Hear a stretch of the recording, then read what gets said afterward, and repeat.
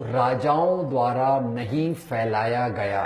Rather दुनिया के किसी भी राजा ने अपने धर्म को नहीं फैलाया, एक अपवाद को छोड़कर। देयर वाज वन एक्सेप्शन, उसके अलावा राजाओं ने अपना धर्म नहीं फैलाया। और ये अपवाद आपको पहचानना है, क्योंकि अपवाद अपने भारत का है। सम्राट अशोक। सम्राट अशोक दुनिया का एकमात्र राजा है जिसने बुद्ध धर्म का प्रसार किया। उसने तलवार की नोक पे किया या प्यार के आधार पे किया? प्यार के आधार पे किया। तो ये जो सम्राट अशोक का ये मामला है। तो भारत में इस्लाम कैसे आया, इसके पहले हम ये देख लें, भारत की सबसे पहली मस्जिद भारत के कौन से राज्य में बनी? ये मैं आपसे सवाल पूछ रहा हूं। उसके पहले एक और पूछ लूं, ये बहुत सरल सवाल है। मुसलमान राजाओं की राजधानी कहां थी? दिल्ली। दिल्ली, ठीक है। और भारत की पहली मस्जिद कौन से राज्य में बनी? मैं आपको 4 ऑप्शन दे रहा हूं, आप उसमें से एक सही ऑप्शन चुनिए। 4 ऑप्शन है।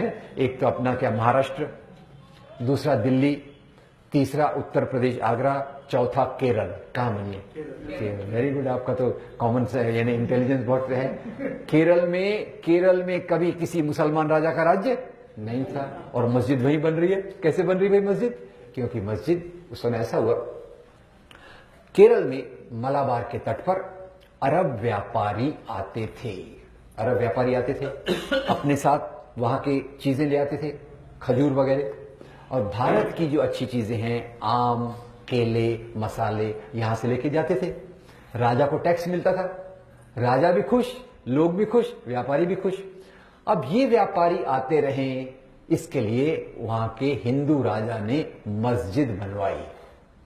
अभी तो मस्जिद तोड़ने का जमाना है, लोग मस्जिद तोड़ने की बात करते हैं। तो भारत में इस्लाम कैसे फैला, इसका मुख्य कारण हमको जो बताते हैं व्यक्ति, उनका नाम है स्वामी विवेकानंद। स्वामी विवेकानंद अपनी संकलित रचनाएं खंड 8 पृष्ठ 330 में स्वामी जी कहते हैं, ये कहना बिल्कुल गलत है, ये कहना बिल्कुल गलत है कि इस्लाम यहां तलवार की नोक पर फैला। यहां के शूद्रों ने, यहां के अछूतों ने वर्ण व्यवस्था के अत्याचार से बचने के लिए इस्लाम धर्म को कबूल किया। ये स्वामी जी कह रहे हैं। इसको हम थोड़ा कॉमन सेंसिकली देखें। अच्छा देखिए, हर एक धर्म में लोग कहीं पूजा पाठ के लिए जाते हैं, दर्शन के लिए जाते हैं। अच्छा, हिंदू धर्म में कहां जाते हैं लोग? मंदिर में जाते हैं। शूद्रों को क्या माना जाता था? अछूत माना जाता था, हिंदू माना जाता था। क्या उनको मंदिर जाने की अनुमति थी? आज है 50-50। कोई है हाँ बोल रहे, कोई ना बोल रहे, तो मैं आपकी बात मिला के बोल रहा 50-50। पहले 0, आज 50-50। अब उनको मंदिर जाने का चांस नहीं मिल रहा, कहीं तो जाना है, तो वो जाते थे सूफी संत की दरगाह पे। सूफी संत की दरगाह पे जाने की किसी को मनाही थी क्या? कोई मनाही थी। तो वो जाते थे और इसी सूफी संतों के प्रभाव में आके भारत का इस्लाम फैला। ये इसी को एक उदाहरण मैं देता हूं आपको। आपको पता होगा, हमारी हिंदी फिल्मों में एक महान संगीतकार हैं जिनको बहुत सारे ऑस्कर अवार्ड मिले हैं। क्या नाम है उनका? ए.आर. रहमान। ए.आर. रहमान का पूरा नाम है अल्लाह रखा रहमान। उनका पहला नाम है दिलीप कुमार। दिलीप कुमार यानी वो पैदा हुए थे हिंदू, हिंदू हिंदू से मुसलमान बने। क्यों बने भाई? क्या ओसामा बिन लादेन ने आके उनको बॉम्ब दिखाया कि तू मुसलमान बन जा? ऐसा नहीं हुआ ऐसा दोस्तों, ये बहुत भावना का मामला था। भावना का मामला ऐसा था कि दिलीप कुमार के पिताजी को कैंसर हो गया। जब दिलीप कुमार के पिताजी को कैंसर हो गया तो काफी टेंशन में आ गए, शांति की तलाश में निकले। शांति की तलाश, मानसिक शांति की तलाश में जब निकले, उनका संपर्क आया एक सूफी संत से, और सूफी संत के प्रभाव में आके उन्होंने इस्लाम को कबूल किया। इस्लाम को कबूल किया, ये एक उदाहरण।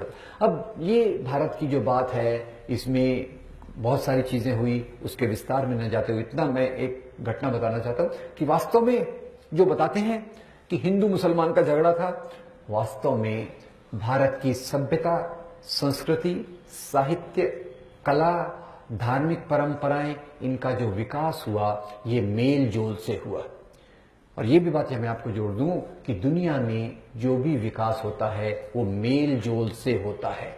नफरत से, इस प्रकार की बातों से दुनिया का विकास कभी नहीं होता।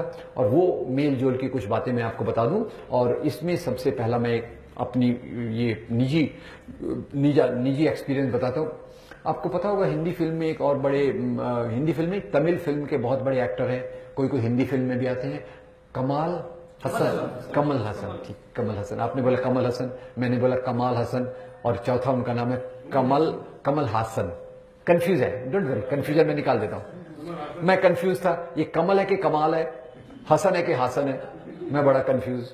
तो एक बार मौका ऐसा मिला, एक बाई चांस क्या हुआ, एक बार मेरी मुलाकात इनके बड़े भाई चारुल जी से हुई। तो चारुल जी ऐसे ही थे, हम बैठे थे कहीं, तो भी चाय वाय पी रहे थे, तो मेरा परिचय उनसे हुआ। उन्होंने बताया मैं तो कमल का बड़ा भाई हूं। मुझे बड़ा अच्छा लगा। मैंने कहा सर जरा आप ऑटोग्राफ दीजिए, आप विजिटिंग कार्ड, जैसे अपने जैसे लोग करते, जब बड़े लोग से पहचान हुई तो अपन करते वैसा। मैंने उनका विजिटिंग कार्ड लिया, तो विजिटिंग कार्ड में मैंने पढ़ा, उनका नाम लिखा था चारुल हासन। मैं फिर कंफ्यूजन में आ गया। मैंने कहा सर आप हिंदू हैं कि मुसलमान?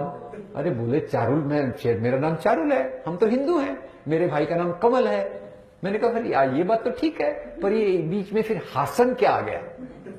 बोले हासन हमारे परिवार के पीर का नाम है, पीर, और उस पीर से हमने अपना नाम लिया, इसलिए मैं चारुल हासन, मेरा भाई कमल हासन, मेरी भतीजी श्रुति हासन, वो भी फिल्मों में बहुत अच्छा ये करती है।